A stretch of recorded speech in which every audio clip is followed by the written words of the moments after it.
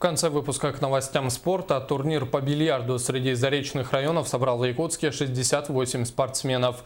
Звание лучшего они оспаривали в течение 2 дней. По словам организаторов соревнований, в районах республики бильярд развивается большими темпами. Не секрет, что во многих домах культуры установлены столы для игры. Победителем прошедшего турнира стал ученик 10 класса Крест-Хальджайской школы Артем Ефимов. В призовую тройку также попали и представители Тампонского района. Несмотря на такой мороз, 50-градусный, приехали, и количество участников сами о себе говорит, 68 человек. Это большое количество, сетка на 94, 16, и на 3 клубах, договорились играть в 3 клубах, где мы провели все эти турниры. Соответственно, все люди довольны, играли большим накалом.